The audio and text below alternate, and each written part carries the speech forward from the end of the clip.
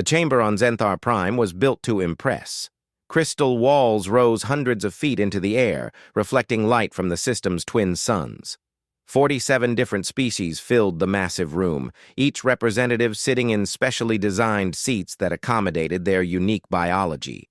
Some breathed oxygen, others required methane or nitrogen atmospheres protected by personal force fields. A few existed as pure energy, their consciousness contained in sophisticated matrices. Ambassador Krelvoth stood at the central podium. His 4 arms gestured as he spoke, and his translator device converted his native clicks and whistles into the common galactic language. The Zenthari were known throughout the galaxy as master analysts. Their society had spent 10,000 years perfecting the science of prediction and probability. When a Zenthari spoke about future threats, the galaxy listened. Today, Krelvoth spoke about humans. The holographic display above the podium showed Earth, a blue and green world orbiting a yellow sun in one of the galaxy's outer arms. The planet looked peaceful enough, but Krelvoth's data told a different story. Humans had discovered faster-than-light travel only 30 years ago. In that short time, they had established colonies on 12 different worlds. Their population growth rate was the highest ever recorded among spacefaring species. Each human female could produce multiple offspring in a single year, and those offspring reached maturity in less than 2 decades. The Senate chamber grew quiet as Krelvoth displayed more data. Human genetic diversity suggested an unusual capacity for adaptation. Their homeworld had extreme climate variations, from frozen poles to scorching deserts, and humans had evolved to survive in all of them. They ate almost anything organic. They could heal from injuries that would kill most species. Their bodies were not particularly strong or fast, but they had absurd endurance. But the biological data was not what truly worried Krelvoth. He displayed human military records, obtained by Senate intelligence operatives. The files showed something called the Cold War, where 2 human nations had aimed thousands of nuclear weapons at each other for decades. The doctrine was called mutually assured destruction. The idea was simple and terrifying.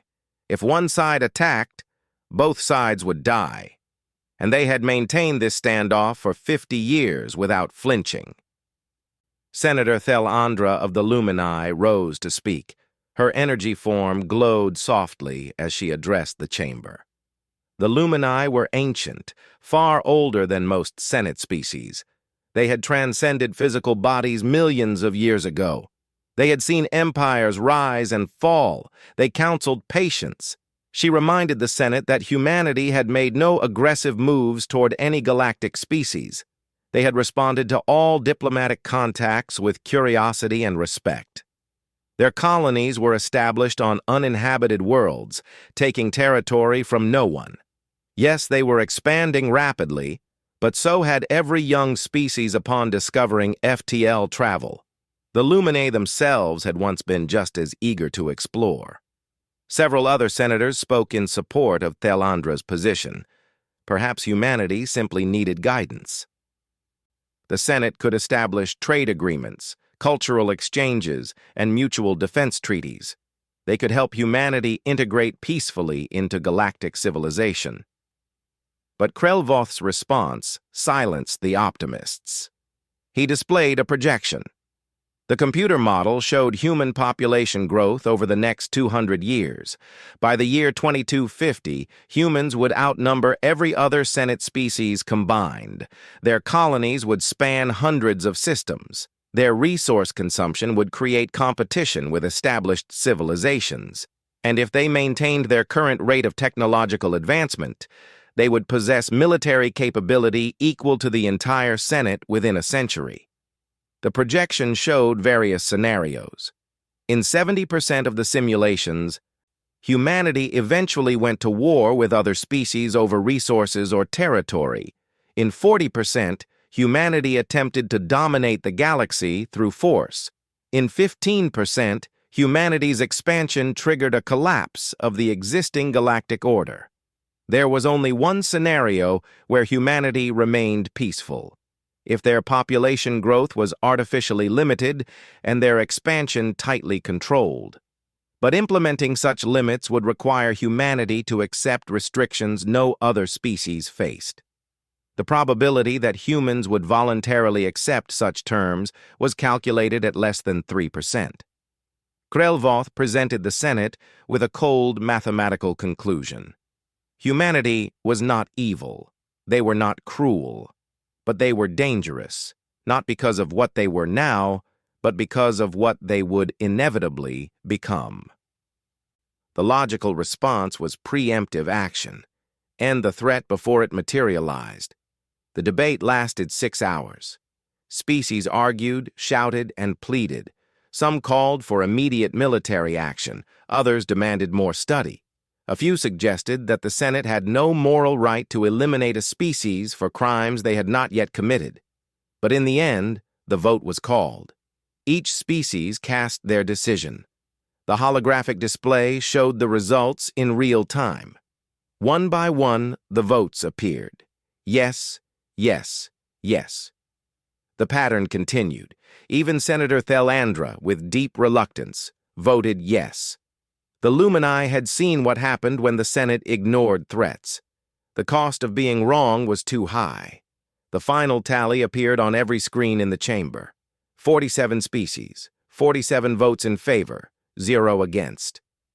The Galactic Senate declared that humanity represented an existential threat to galactic peace and stability. The human species would be eliminated. All human colonies would be destroyed. Earth would be sterilized. The operation would begin immediately. Commander Kyle Harrison was drinking coffee when the message arrived. He commanded the small Earth Defense Force garrison on New Terra, humanity's largest colony world. 8 million people lived on New Terra, most of them farmers and miners. The planet was peaceful, boring even. Kyle's biggest challenge most days was settling disputes between colonists over land boundaries. The priority transmission came directly from Earth Command. Kyle read it 3 times, certain he was misunderstanding something, but the words were clear. The Galactic Senate had declared war on humanity. Not because of any action humans had taken, not because of any treaty violation or territorial dispute, simply because computer models suggested humans might become a threat someday. The Senate fleet was already moving. Intelligence estimated they would reach New Terra within a week. Earth would be hit within a month. The Senate's military advantage was overwhelming. They possessed technology thousands of years beyond humanity's. Their fleet numbered in the millions. They could destroy planets. Kyle immediately ordered an evacuation. Transports began loading civilians, prioritizing children and families. But New Terra had only 24 spacecraft capable of FTL travel. Even working around the clock, they could evacuate maybe 2 million people. 6 million would be left behind. On Earth, Admiral Ben Parker sat in the Pentagon Command Center, surrounded by the best military minds humanity had produced. They ran simulation after simulation. Every scenario ended the same way. Humanity lost. It was not even close. The Senate had 47 member species, hundreds of colony worlds, industrial capacity beyond measure. Their smallest warships were larger than Earth's biggest spacecraft. Their weapons could crack continents. Their shields could withstand nuclear strikes. Humanity had 12 colony worlds, a few hundred military vessels, and technology that was primitive by galactic standards. In a conventional war, humanity would be extinct within months. President Claire Morrison addressed the world. Her speech was broadcast to every human settlement across 12 worlds. She spoke calmly, but everyone could hear the tension in her voice. Humanity faced extinction, not because they had done anything wrong, but because they existed. Admiral Parker opened a classified file. The file had been created decades ago, during Earth's darkest period. It was updated as humanity reached the stars. The file was designed for exactly this situation, when facing an enemy of overwhelming power, when extinction was certain, when the only remaining choice was how to die. The file was called the Scorched Galaxy Initiative. Parker read through the protocol. His hands shook. The plan was not designed to win.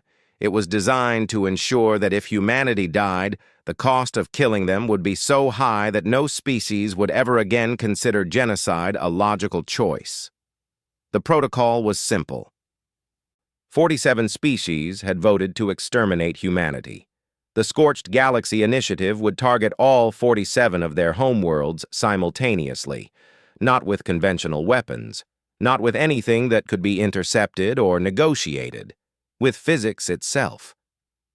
Parker looked at the faces around the command table. These people had dedicated their lives to defending humanity. Now he was asking them to approve something that would kill billions of innocent beings across the galaxy. Beings who had never personally harmed any human. Beings whose only crime was belonging to species whose governments voted for humanity's extinction. The room was silent for a long moment. Then the vote began. One by one, every officer approved the protocol, not because they wanted to, but because when facing extinction, survival instincts override everything else.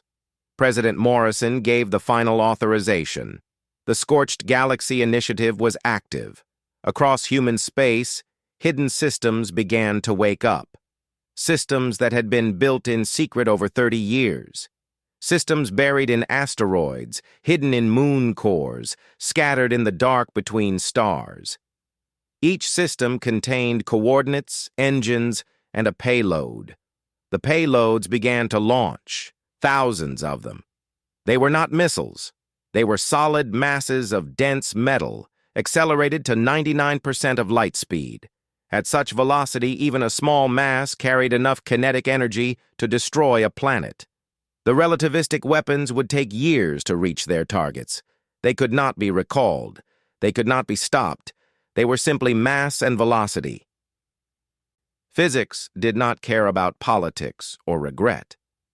The galaxy was about to learn what happens when you threaten humanity with extinction. Fleet Admiral Zenthar stood on the bridge of his flagship, watching the fleet assemble. 3,000 warships filled the void of space, each one a masterpiece of Kryn engineering. The Kryn had been warriors for 20,000 years. They had fought in every major conflict in galactic history. They always won. Zenthar studied the tactical display.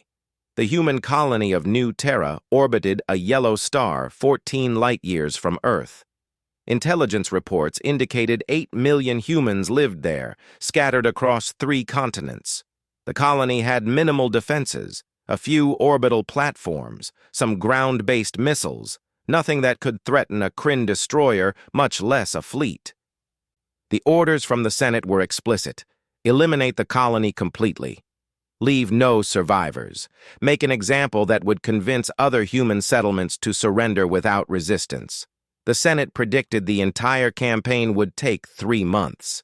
Zenthar privately thought 1 month was more realistic. His fleet dropped out of faster-than-light travel in perfect formation.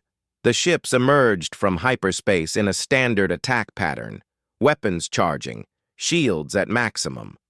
Sensors swept the New Terra system, cataloging every human vessel, every station, every defensive installation. Commander Kyle Harrison watched the Kryn fleet appear on his sensors. 3,000 contacts, each one larger than anything in the human fleet. He had known this moment was coming, but seeing it made something cold settle in his chest. The evacuation transports were still loading. 2 million civilians had escaped. 6 million remained. Kyle had bought them every minute he could, but time had run out. He opened a channel to all human forces in the system. His orders were brief. All military personnel were to fall back to predetermined positions. The civilian transports would jump to FTL immediately. The warships would hold position and execute Protocol Omega. Protocol Omega was not a battle plan. It was a funeral rite. The Kryn fleet advanced slowly, confidently. Their sensors detected the human warships holding position near the colony. 37 vessels. Most were converted cargo haulers with weapons bolted onto their hulls, a few proper military frigates. Against 3,000 Kryn warships, they were insignificant. Zenthar almost felt pity. These humans had to know they would die, but they remained at their posts anyway. He respected their courage, even as he prepared to destroy them. Then space itself seemed to tear open. Thousands of objects decloaked around the Kryn fleet. They were not warships. They were too small, too simple. Automated drones, each the size of a small fighter. They had been hiding in the system for weeks, waiting, their stealth systems hiding them from even Kryn sensors. Each drone carried a single weapon, a nuclear warhead. The galaxy had abandoned nuclear weapons 3,000 years ago. Fission and fusion bombs were considered primitive and dirty. Antimatter and directed energy weapons were cleaner, more efficient, more precise. No civilized species used atomic weapons anymore. But nuclear weapons had advantages that the galaxy had forgotten. They were cheap to manufacture, simple to build, and when detonated in sufficient quantity, absolutely devastating. 3,000 nuclear explosions bloomed simultaneously. The electromagnetic pulses washed over the Kryn fleet like a wave. Their sophisticated sensor systems, designed to track targets across light years, simply burned out.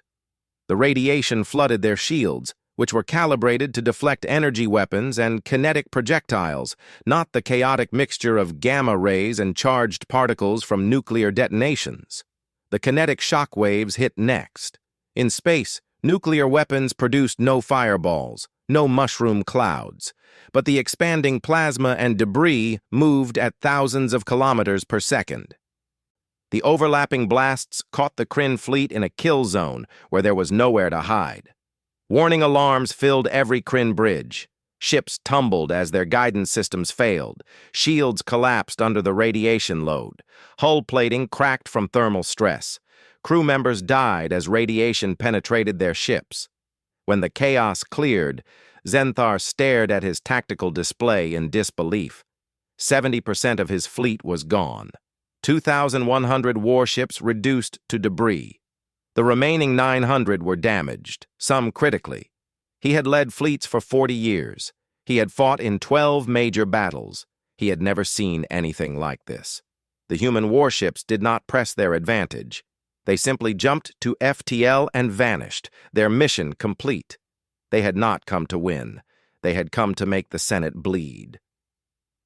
Across the galaxy, sensors detected the nuclear signatures. Every Senate species received the same reports. The humans had fought back. The primitive species with outdated technology had destroyed the majority of the greatest fleet ever assembled. And then the second message arrived. It came on every frequency, broadcast in every galactic language. The message was simple and absolute. Humanity announced that relativistic weapons had been launched at every Senate homeworld.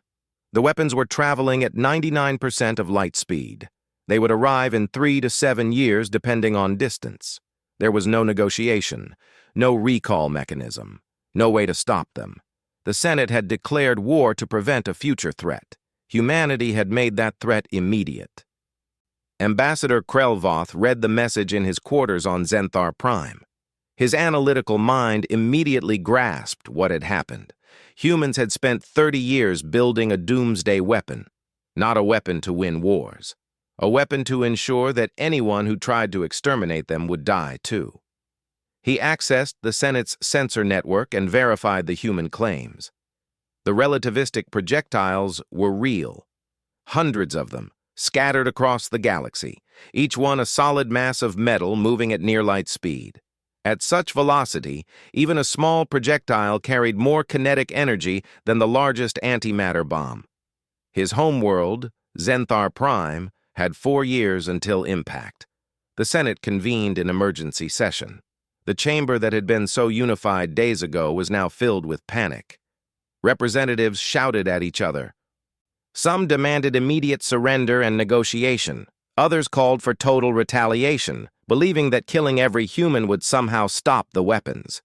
Senator Thelandra tried to restore order, her voice cut through the chaos. She asked the question everyone was avoiding. Could the weapons be stopped? The Senate's best scientists provided the answer. Theoretically, yes. A weapon traveling at 99% of light speed was still below the speed of light. It could be intercepted, but the energy required would be enormous. The coordination would need to be perfect. And there were hundreds of weapons targeting 47 different worlds. Some worlds would be saved, many would not. The Senate would have to choose who lived and who died. Captain Amy Rodriguez commanded the human frigate Defiant. Her ship was one of hundreds now scattered across the galaxy, running from Senate forces. Her orders were simple: survive as long as possible, strike when opportunity presented itself, make the Senate pay for every human life. She led a Kryn pursuit force through an asteroid field in the outer rim. Her ship was faster in tight spaces. The massive Kryn destroyers struggled to navigate the dense field without damaging their hulls. She used the terrain like a soldier using cover, popping out to fire missiles, then disappearing behind kilometer-wide rocks. The Kryn were learning, though. They adapted their tactics. They coordinated their movements. Eventually, they cornered her near a gas giant. Amy checked her scanners. No way out. No more tricks. She opened a channel to her crew, 37 people, engineers, gunners, pilots. They had served together for 3 years. They knew what was coming. Amy gave them a choice. They could surrender. The Senate might take prisoners, or they could go down fighting. Make the Kryn remember this day. The vote was unanimous. They would fight. Amy piloted the Defiant directly toward the gas giant. The massive planet loomed on every screen, its swirling clouds covering a world larger than Jupiter. The Kryn ships followed, confident they had her trapped. Too late, they realized what she was doing. Amy vented the Defiant's entire fuel supply into the giant's atmosphere. Hydrogen fuel mixed with the planet's hydrogen-rich clouds. When she detonated her ship, the explosion triggered a chain reaction. The fireball consumed everything. The Defiant vanished instantly. So did 3 Kryn heavy cruisers and their 1,000-member crews. The explosion lit up sensors across 3 star systems. Similar stories echoed throughout the galaxy. Human ships did not retreat. They did not surrender. Every engagement became a choice between killing humans and dying with them. The Senate's numerical advantage meant nothing when every victory cost more ships than they could afford to lose. On Earth, the situation grew desperate. A Senate blockade force surrounded the solar system. No ships in, no ships out. Supply lines from the colonies were cut. Food production on Earth was insufficient to feed the population without imports. Military analysts calculated Earth had 6 months before widespread starvation began. Captain Dan Foster commanded the Orbital Defense Network. His fleet consisted of 40 warships. Half of them converted civilian vessels. Against the Senate blockade, it was pathetic. But Dan had realized something. The blockading fleet could not simply destroy Earth. Their orders were to force a surrender and capture human leadership for trial. The Senate still believed this could end with some form of justice. Dan exploited that hesitation. He launched debris clouds to blind their sensors. He broadcast false surrender signals to create confusion. He sent automated distress calls that forced the Senate ships to waste time and resources on rescue operations. Most importantly, he made sure every Senate species knew the truth. Every day they continued this blockade, those relativistic weapons drew closer to their homeworlds. Every human they killed was one less person who might develop a way to stop those weapons. The Senate's unity began to fracture. Some species withdrew their ships, desperate to return home and prepare defenses. Others attempted secret peace negotiations. A few abandoned the coalition entirely. Admiral Ben Parker watched the intelligence reports from his bunker beneath Washington. The city above had been hit by orbital strikes. Millions were dead. But the government endured, and so did humanity's resistance. He realized something impossible was happening. Humanity was losing every battle, but they were winning the war, not through superior weapons or tactics, through sheer refusal to let the cost be acceptable. The Senate had assumed this would be a quick extermination. Instead, it was becoming a mutual suicide pact, and the Senate was blinking first. The Galactic Senate chamber looked different now. Empty seats marked where species representatives once sat. The Vexon's seat was vacant because their delegate had returned home to be with his family. The Drani ambassador had suffered a mental breakdown and was under medical care. Several species had simply stopped attending, their governments too focused on survival to care about galactic politics. Senator Thelandra floated at the center of the chamber, her energy form pulsing with distress. The Lumini had lived for millions of years. They had witnessed the rise and fall of 1,000 civilizations. But they had never seen anything like this. She displayed the current casualty reports on the chamber's holographic system. Human losses were staggering. 15 billion had lived on Earth and the colonies before the war. Now that number was down to 12 billion.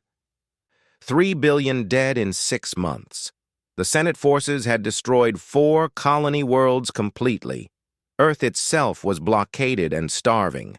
But the Senate's losses were proportionally worse. The initial Kryn fleet of 3,000 ships had been reduced to 400. 20 other species had committed forces to the war. All had suffered devastating casualties. The Zenthari had lost 60% of their military. The Drani lost 75%, and none of it mattered because the relativistic weapons were still coming. Ambassador Krelvoth stood and requested permission to speak. The chamber fell silent. Krelvoth had started this war with his analysis and predictions. Some species blamed him for the disaster. Others simply wanted to hear if the master analyst had any solution. Krelvoth presented new calculations. His team had been tracking every detected relativistic weapon. They had mapped trajectories, calculated impact points, and estimated damage. The results were absolute and final. 12 Senate homeworlds would be completely destroyed. The impacts would shatter continents, vaporize oceans, and render the planets uninhabitable for thousands of years. 23 more worlds would suffer impacts that would kill billions, but leave some survivors. The remaining 12 worlds might be saved if sufficient resources were diverted to building countermeasures. But there was not enough time or resources to save everyone. The Senate would have to choose which worlds lived and which died. The chamber erupted in chaos. Species representatives screamed at each other. The Vexen delegate, who had returned briefly, accused the Zenthari of condemning his people to death. The Drani representative wept openly, knowing her homeworld was among those that could not be saved. Admiral Zenthar, attending the session via hologram from his damaged flagship, cut through the noise. He had spent 40 years fighting wars. He had learned to recognize when a battle was lost. He stated the obvious truth that everyone was avoiding. Continuing to fight humanity would not save the Senate worlds. The weapons were launched. They could not be recalled. Killing every last human would not stop physics. The only logical choice was to end the war immediately and dedicate every resource to planetary defense. But ending the war meant accepting that humanity had won. Not through military victory, but through making the cost of their extinction unacceptable. Captain Greg Matthews flew patrol in the outer solar system, one of the few human pilots still operating offensive missions. His squadron of 12 fighters had been harassing the Senate blockade for weeks. They could not break the blockade. They could not force the Senate fleet to leave, but they could make every day costly.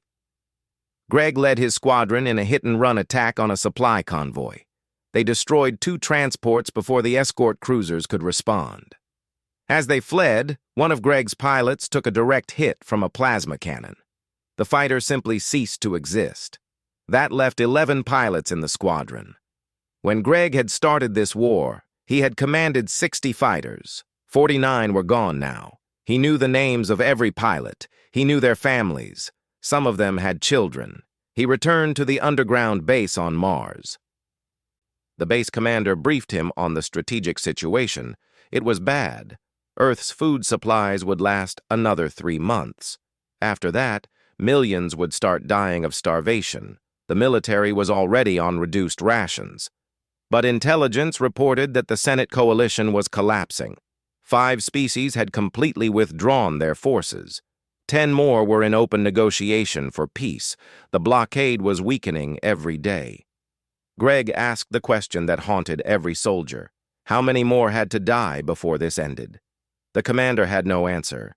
Senator Thelandra made an unauthorized decision. She would travel to Earth and attempt direct negotiation with human leadership. The Senate had not authorized this. Several species would consider it treason. But Thelandra was ancient and had no fear of political consequences. She commandeered a Lumini diplomatic vessel and approached the blockade around Earth. The Senate ships tried to stop her, but the Lumini possessed technology far beyond even the advanced species. Her ship simply phased through their interdiction fields. She descended through Earth's atmosphere, which was choked with smoke from burning cities. The orbital bombardments had devastated population centers around the globe.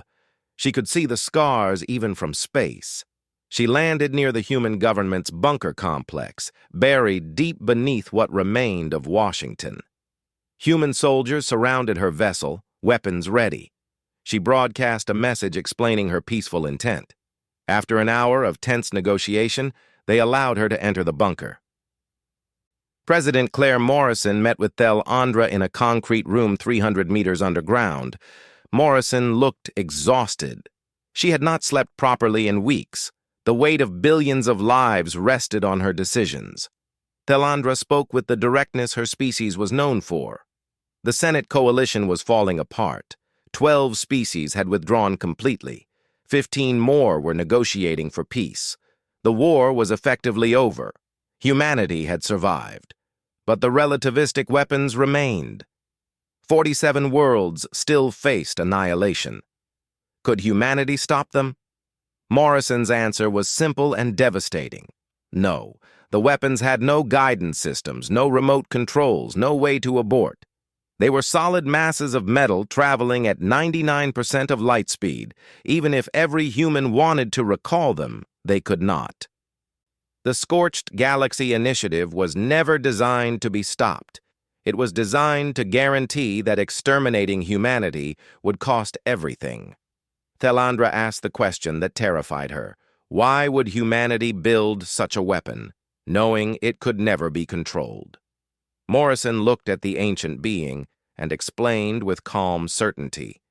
Because the galaxy needed to understand that genocide was not a logical choice, not a safe choice, not a survivable choice. Humanity had made extinction mathematically unacceptable for anyone who attempted it.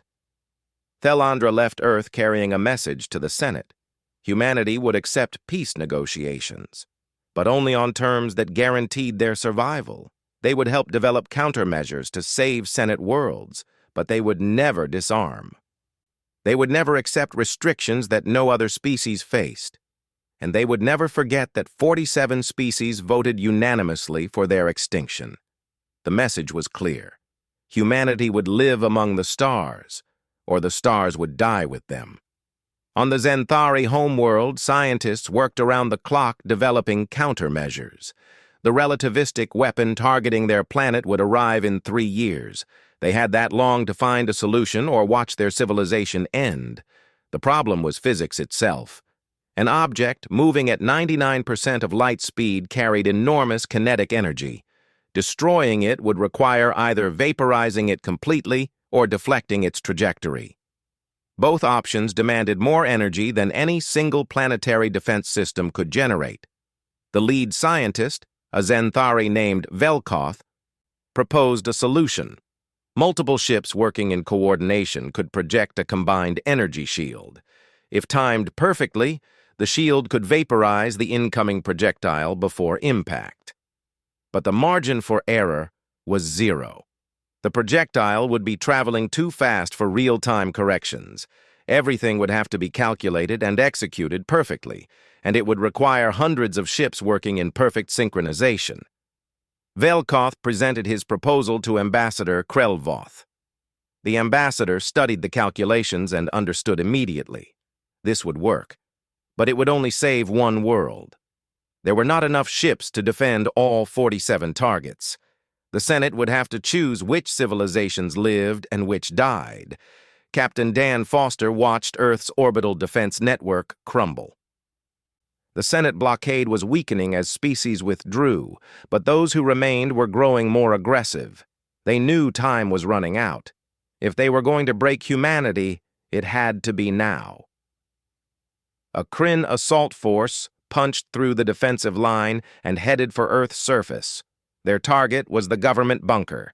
If they could capture or kill human leadership, perhaps this war could still end on Senate terms. Dan threw every remaining ship at the assault force. The battle lasted 6 hours. Human vessels fought with desperate fury, ramming Senate ships when their weapons ran out. The sky above Earth lit up with explosions. Dan's flagship took a direct hit from a plasma torpedo. The bridge exploded around him. He managed to eject in an escape pod, but his ship and 200 crew members were gone. The Kryn assault force was turned back, but the cost was 40% of Earth's remaining defensive fleet. Dan floated in his pod, watching the debris field expand, and wondered how many more times they could pay such a price. Then something unexpected happened. The Kryn fleet withdrew, not just from the immediate battle. They jumped to FTL and left the system entirely. Admiral Zenthar broadcast a message on all frequencies. His homeworld had 3 years until impact. His people had concluded that killing more humans would not save them. He was taking his fleet home to spend whatever time remained with their families. Within 12 hours, the entire blockade dissolved. Every Senate species reached the same conclusion. They were going home. Earth was free, battered, starving, and devastated, but free. In the bunker, President Morrison received reports of the blockade's collapse. She allowed herself one moment of relief. Humanity had survived. But across the galaxy, billions of beings faced certain death, and humanity held the only knowledge that might save them. The first relativistic weapon would strike in 6 months. The target was the Zenthari homeworld, the same planet where the Senate had voted to exterminate humanity. The irony was not lost on anyone. Zenthari scientists had developed a theoretical countermeasure. 600 ships working in perfect coordination could project an energy shield powerful enough to vaporize the incoming projectile. The mathematics were sound. The engineering was feasible. But they needed help. They needed humanity's data. Humanity had built the weapons. Humanity understood the physics better than anyone. And humanity was the only species that had successfully tracked every projectile's trajectory. Ambassador Krelvoth sent a formal request to Earth. He asked for nothing less than the complete technical specifications of the weapons that were going to kill his people. He asked humanity to help save the very species that had voted for their extinction. President Morrison convened her cabinet. The debate was bitter.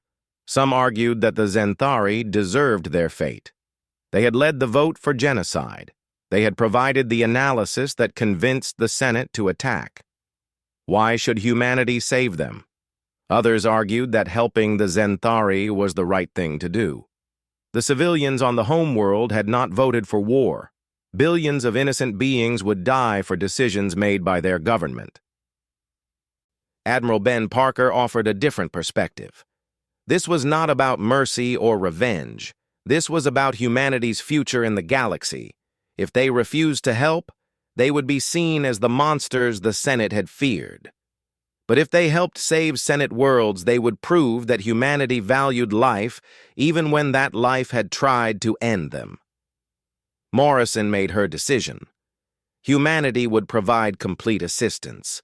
Every resource, every scientist, every piece of data would be dedicated to developing countermeasures, not just for the Zenthari, for all 47 threatened worlds. The announcement shocked the galaxy. Species that had been killing humans weeks ago suddenly received offers of help. Human scientists began working alongside alien researchers. Human engineers helped design defensive systems. Human ships joined the effort to intercept the weapons. But the reality was brutal. There were hundreds of relativistic weapons, 47 targets, not enough ships, not enough time, not enough resources. Some worlds would be saved, others would die. The question was, which ones? Captain Greg Matthews, promoted to commander after surviving the orbital defense battles, led a joint task force to intercept the first weapon.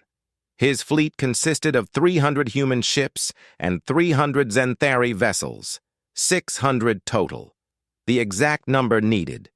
The crews had been enemies months ago. Now they trained together, ate together, and prepared to risk their lives for each other. Greg found himself sharing a meal with a Xanthari navigator named Kolveth. They struggled to communicate through translation devices, but they shared stories of home, family, and what they were fighting for. Kolveth had 3 children on the homeworld below. If this mission failed, they would die. Greg had lost his brother in the war, killed during the New Terra evacuation. Yet here they were, working together. The relativistic projectile approached at 99% of light speed. 600 ships moved into formation, positioning themselves in a perfect sphere. Each ship began charging its main reactor, channeling every bit of power into the shield projectors. Greg coordinated the timing. Everything had to fire simultaneously. 1 second too early or too late and the shield would fail. The projectile would pass through and strike the planet behind them. He counted down. 3, 2, 1, fire. 600 shield projectors activated as one.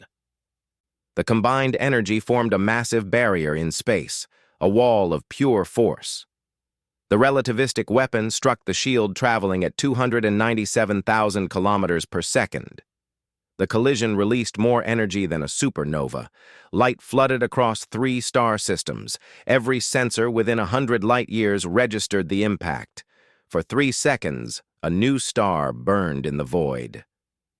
Greg's ship shook violently. Alarms screamed as systems overloaded. The bridge lights flickered. Then, slowly, the chaos subsided. The sensors cleared. The projectile was gone, vaporized completely. The Xanthari homeworld, visible on every screen, remained intact. 600 ships filled with exhausted crews erupted in celebration. Human and Xanthari voices mixed over the communication channels. They had done it. They had stopped a weapon that was supposed to be unstoppable. But this was only one weapon. One world saved. 46 targets remained. The galaxy mobilized. Species that had fought each other now worked together. The Senate coordinated the largest joint operation in galactic history. Ships, resources, and personnel from dozens of civilizations combined to save as many worlds as possible. Humanity coordinated the effort. They had the best data. They understood the weapons. They provided the tactical coordination that made the operations possible. Over the next 3 years, the interception attempts continued. Some succeeded. Many failed. The Krenari homeworld could not be saved. Their government had contributed heavily to the war effort. They had voted enthusiastically for human extinction. Now their world faced judgment. The relativistic weapon struck on the planet's daylight side. The projectile was only 3 tons of matter, but at 99.2% of light speed, it carried the kinetic energy of an asteroid the size of a mountain. The impact occurred over the largest continent. The projectile punched through the atmosphere in microseconds, struck the continental plate, and penetrated deep into the mantle. The kinetic energy converted to heat instantly. The continent simply ceased to exist, vaporized in a fraction of a second. The shockwave circled the planet twice, destroying everything in its path. The debris cloud ejected into the atmosphere blocked out the sun for 3 years. 4 billion Krenari died in the first hour. 2 billion more died in the following months from cold, starvation, and disease. but 6 billion survived in deep shelters and orbital stations. The species endured barely, forever scarred. Similar scenes played out across the galaxy. The Vexen homeworld was saved through a desperate defense that cost 900 ships. The Drani lost their world completely. The Lumini survived the impact, but their ancient homeworld, billions of years old, was shattered into asteroids. Senator Thel Andra watched her homeworld die from orbit. The Lumini no longer had physical bodies. They had transcended such needs long ago. But their world had been their birthplace, their history, their identity. Watching it break apart was like watching a part of herself die. She had voted for the war. She had believed it was necessary to protect the galaxy. Now she understood the cost of that decision, not just in lives lost, but in what the galaxy had become. The age of peaceful cooperation was over. Fear and suspicion would dominate for generations. On Earth, the recovery continued. The blockade was gone, but the damage remained. Cities lay in ruins. Agricultural regions were devastated. 3 billion humans were dead. The survivors faced years of rebuilding. Admiral Ben Parker visited the hospitals where wounded soldiers recovered. He saw young men and women missing limbs, suffering from radiation poisoning, traumatized by battles they should never have fought. He met with families who had lost children, parents, siblings. One soldier, a young woman named Kate, had lost both legs in the orbital defense battles. She asked Parker the question that haunted everyone. Was it worth it? Parker did not have a good answer. They had survived. That was something. But the cost had been enormous. 3 billion humans dead, trillions of beings across the galaxy dead, entire civilizations destroyed or crippled, all because of fear about what might happen in the future. He told Kate the truth. He did not know if it was worth it, but he knew that humanity had no choice. When facing extinction, you fight with everything you have. You make the cost unacceptable. You ensure that no one ever makes such a calculation again. Kate nodded slowly. She understood. Every human understood. They had learned the lesson in blood and fire. Never again would they be defenseless. Never again would they allow another species to decide whether humanity deserved to exist. The galaxy had tried to eliminate humanity to prevent a future threat. They had succeeded only in creating exactly what they feared. Humanity would now spread across the stars with the knowledge that the galaxy had tried to kill them once. They would never forget. They would never forgive. And they would never be weak enough to tempt anyone to try again. 5 Senate species were extinct. 23 were crippled, their populations below sustainable levels. 12 survived relatively intact. 7 emerged damaged but functional. The war had killed 9 billion beings. It had destroyed countless worlds. It had shattered the galactic order that had existed for 10,000 years, and it had all started with a logical analysis that concluded humanity was a future threat. The galaxy learned that some threats should never be challenged, that some species, when pushed to the edge of extinction, will drag everyone into the abyss with them. That genocide, no matter how logical it seems, always costs more than anyone can afford to pay. President Morrison prepared for the most important speech of her life. The Senate had requested a formal meeting. The survivors wanted to establish a new order, a new set of rules, a new understanding of how species would interact in this changed galaxy. She reviewed her notes. She knew what she needed to say. Humanity had won, but victory felt hollow when measured in billions of dead. They had survived, but survival came at a cost that would haunt them forever. The galaxy would remember this war. They would remember what happens when you threaten humanity with extinction. They would remember that humans do not surrender. They do not accept their fate quietly. They fight, and if they must die, they ensure everyone dies with them. It was not a proud legacy, but it was an effective one.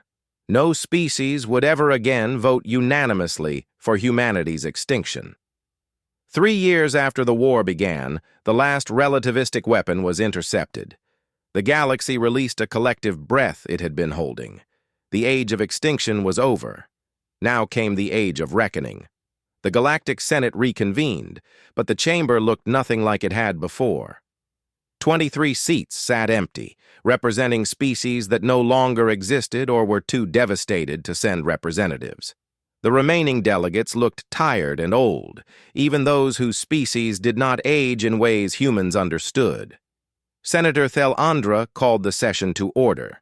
The Lumini had lost their homeworld, but survived as a species. She had spent 3 years helping coordinate defense efforts. She had worked alongside humans to save worlds that had voted to exterminate them. The experience had changed her. She began with a moment of silence. 9 billion beings had died in the war. 5 species were extinct. Countless worlds were damaged or destroyed. The Senate chamber observed the silence, and for the first time in galactic history, there was no sound of translation devices, no rustle of movement, no background noise. Just silence for the dead. Then she addressed the reason for the meeting. The galaxy needed a new order. The old rules had failed catastrophically. 47 species had voted unanimously for genocide based on predictive models and probability calculations. That could never happen again. Ambassador Krelvoth requested permission to speak. He stood slowly, his 4 arms hanging limply. The Zenthari had always been proud. They were the analysts, the predictors, the logical minds of the galaxy. Now, Krelvoth spoke with humility that his species had never shown before. He admitted the terrible truth. His analysis had been correct in its data, but catastrophically wrong in its conclusions. Yes, humanity was dangerous. Yes, they had the capacity for violence. Yes, they would likely spread rapidly across the galaxy.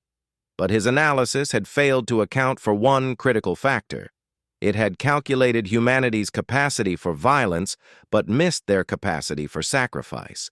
It had predicted they would dominate through force, but missed that they would die before surrendering.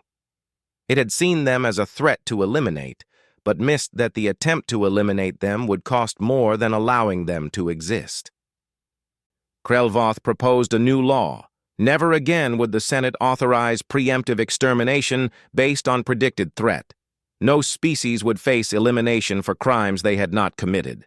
If humanity's expansion truly became dangerous in 200 years, the galaxy would deal with it then, but not before. The vote was unanimous among the survivors. 24 species agreed, 0 opposed. Then came the question everyone had been avoiding. What about humanity? President Claire Morrison entered the Senate chamber as humanity's first official representative. She walked slowly, taking in the vast space. This room had decided to kill her species. Now she stood in it as an equal. She delivered her speech without notes. She spoke of the 3 billion humans who died, the children who would never grow up, the families torn apart, the cities destroyed. She spoke of the soldiers who fought knowing they would die, the pilots who flew suicide missions, the commanders who gave orders that haunted them. But she also spoke of the aliens who died, the Kryn soldiers who followed orders, the Zenthari analysts who believed they were preventing future catastrophe, the countless civilians who were killed by weapons they never even voted for. She spoke of the Krenari homeworld, shattered by a weapon launched from human space. 4 billion beings killed by human technology. Yes, their government had voted for genocide, but the children who died in that impact had voted for nothing. The chamber was silent. Every species present had blood on their hands. The Senate had started the war. Humanity had made it mutual extinction. No one was innocent. Morrison presented humanity's terms for peace. They were simple and non-negotiable. First, humanity would have a full Senate seat. They would participate in all galactic decisions. Their voice would be heard and respected. Second, humanity would accept no special restrictions that other species did not face. No population controls, no territorial limits, no military restrictions. They would expand and develop as every other species had the right to do. Third, the Scorched Galaxy Initiative would remain active. The automated systems scattered across the galaxy would stay in place. They would broadcast a simple message: inactive unless activated by existential threat. If anyone attempted genocide against humanity again, the response would be immediate and total. Fourth, humanity would help rebuild. Their scientists, engineers, and resources would be available to help damaged species recover, not as reparations, not as apology, but as fellow survivors of a catastrophe that no one wanted. The Senate delegates looked at each other. These were not the terms of a defeated species. These were the terms of a species that had survived extinction and would never again allow themselves to be vulnerable. Senator Thelandra called for a vote. The result was unanimous. Humanity was granted full Senate membership and all their terms were accepted. Morrison left the chamber and returned to her ship. Her aide asked how she felt. Morrison considered the question. She felt tired, angry, sad, but most of all she felt determined. Humanity had survived. Now they had to ensure it meant something. 5 years after the war, the galaxy had learned to function again. Human ships patrolled trade routes alongside former enemies. Mixed crews were common, born from the necessity of the weapon intercept missions. Engineers who had worked together to save worlds continued working together to rebuild them. The monument to certainty was completed in orbit around New Terra, the site of the first battle. It was not a celebration of victory. It was a memorial to the cost of certainty. The monument consisted of 47 massive walls, one for each species involved in the war. Each wall was inscribed with names, millions of them, billions. Every being that died in the war, human and alien, civilian and military, aggressor and defender. Admiral Ben Parker, retired now, visited the monument. He walked slowly along the human wall, reading names. He found Captain Amy Rodriguez, who died destroying Kryn cruisers in a gas giant. He found Captain Dan Foster, who held Earth's orbital defense until his ship was destroyed. He found thousands of names he recognized and millions he did not. A figure approached him, Zelthor, a Kryn veteran who had served under Admiral Zenthar. The Kryn officer had lost his entire family when their colony was destroyed by human attacks. Yet here he stood, at a memorial dedicated to all victims. They stood together in silence for a long time. Finally, Parker spoke.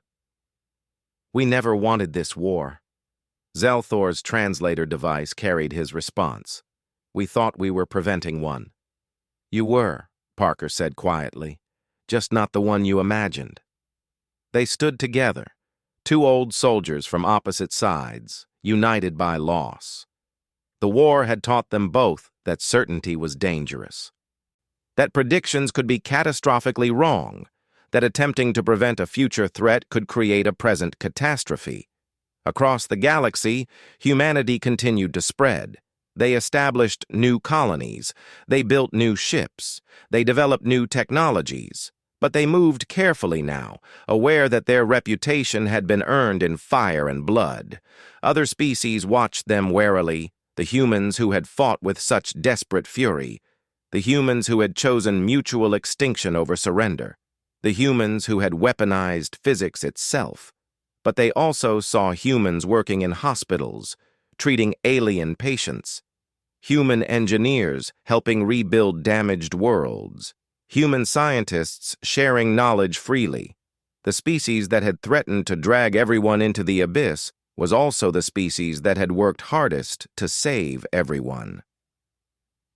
The contradiction confused many species. How could humans be both destroyer and savior? How could they build weapons of extinction and then fight to prevent their use?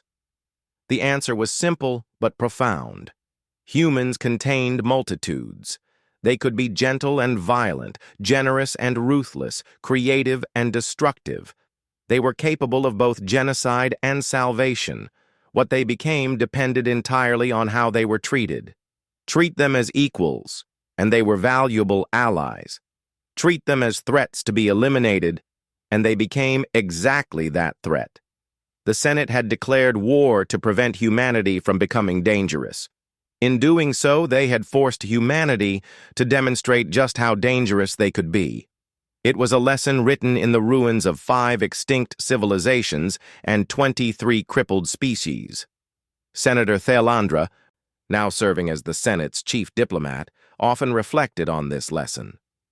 The Lumini had existed for millions of years. They had seen countless wars. But they had never seen a species like humanity. Most species, when facing overwhelming odds, surrendered or died quietly. Humans did neither. They fought with everything they had, and when conventional fighting failed, they fought with unconventional means. When weapons failed, they used suicide tactics. When tactics failed, they used physics itself. But most remarkably, when the war ended, they helped rebuild. They did not gloat. They did not demand reparations beyond basic equality. They simply moved forward, carrying the memory of what happened but not letting it define them. Thalandra concluded that humanity's greatest danger was not their capacity for violence. It was their capacity for adaptation. They adapted their tactics. They adapted their technology. They adapted their psychology. They survived things that should have destroyed them and emerged stronger. The galaxy would have to adapt as well. The old order, where established species guided younger ones, was over. Humanity would not be guided. They would not be controlled. They would not accept restrictions that other species did not face. They would live as equals, or they would ensure no one lived at all. 10 years after the war, Earth had recovered substantially. Cities were rebuilt. Population was growing again. The scars remained, both physical and psychological, but life continued. Kate, the soldier who had lost her legs in the orbital defense battles, now worked at the Monument to Certainty. She gave tours to visitors, explaining the history of the war. She told them about the Senate vote, about the Scorched Galaxy initiative, about the cost both sides paid. Visitors often asked if she hated the aliens. Her answer was always the same. She hated the war. She hated what it cost. But she did not hate the species who fought it. They had made a terrible decision based on fear and flawed logic. Humanity had responded with equal terror. Both sides learned that extinction is unacceptable as both means and end. The Scorched Galaxy initiative remained active. The automated systems still broadcasted their message across the void. Inactive unless activated by existential threat. The weapons that had killed billions now served as guardians, ensuring that no one would ever again attempt to eliminate humanity. It was not the peace humanity had wanted.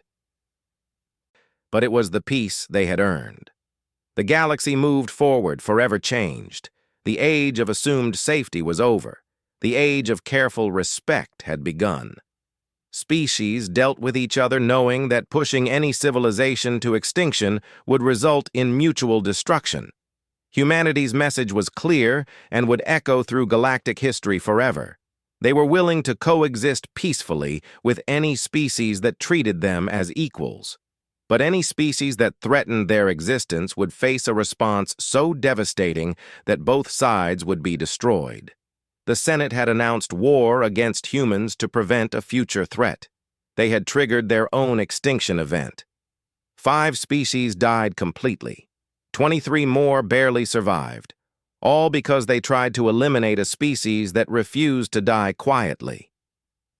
The lesson was written in ruins across 47 worlds, in the names on the Monument to Certainty, in the empty seats in the Senate chamber, in the collective memory of survivors. Never again would the galaxy make such a calculation. Never again would any species vote unanimously for genocide. Never again would prediction and probability matter more than present reality. Humanity had survived. The galaxy had learned, and the stars themselves bore witness to the terrible cost of certainty.